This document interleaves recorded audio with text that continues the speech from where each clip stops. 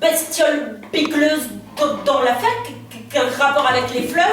Mes ancêtres étaient aquatiques, qui vivaient dans les torrents, les lacs, les rivières.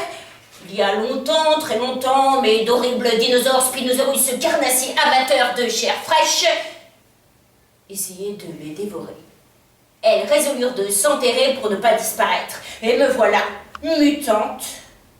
Le renard et le chat rôdent derrière le rideau d'aubépine. Je vide mon carapace et plonge en mon royaume d'argile. Je palme entre les racines. Je nage au ventre de la terre comme un dauphin dans l'eau des lagons turquoises. Nos deux museaux pareillement pointent à la surface pour avaler l'oxygène. Je suis le tunnelier fabuleux qui jamais ne se cogne au cercueil. Je creuse autant de tunnels que de questions dans ta tête. Je suis l'ennemi des golfeurs et des maraîchers tatillons. Je suis l'ennemi des partisans de l'ordre agencé, ou plutôt, ils m'ont désigné comme tel, nuisible.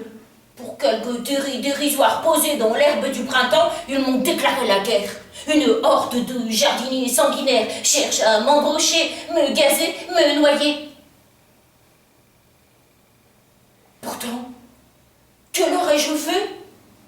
Je n'ai pas mangé leurs carottes, je n'ai pas croqué leur salade, pas creusé leur citrouille, pas pollué le puits, la citerne, pas dégueulassé les nuages, acidifié la pluie du ciel, pas embrassé leurs fiancés, pas transmis de gale ni de poux. Ils disent, j'ai contesté leurs règlements, bestioles anarchistes terreuses, j'ai chamboulé leur classement, leur minutie, leurs directives, l'ordonnancement de leurs carrés, de leurs allées quadrangulaires, mais des rétrogrades sans fantaisie. Si j'étais moins pressé de faire en sorte que leur jardin ressemble au jardin du voisin, ils me regarderaient vivre, comme le font les enfants. Car les enfants sont curieux de moi. Ils collent l'oreille à la terre et guettent le top, top, crac, crac, top, top, crac, crac de mes coups de griffe. Les enfants sont malins. À l'aube, ils se tiennent enroulés dans des couvertures à douceur de doudou. Les yeux cernés de fatigue et de rêve. Ils se balancent dans des hamacs. C'est un subterfuge pour ne pas que j'entende leurs orteils remuer dans leurs baskets.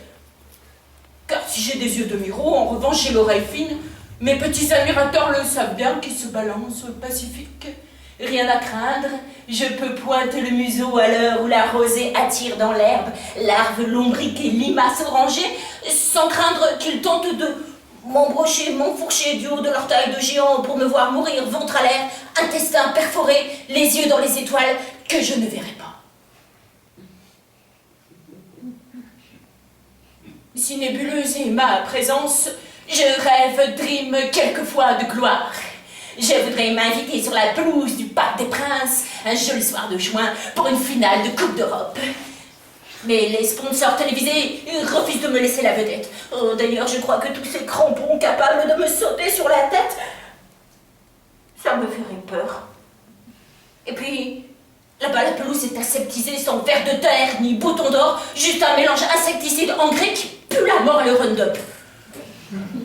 Alors un jour, je partirai loin des phosphates et des lisiers. Je m'enfuirai vers les roseaux, vers les forêts de vers luisants. Je partirai toc toc, crac crac, toc toc, crac crac, toc toc, crac crac. À boire, à boire.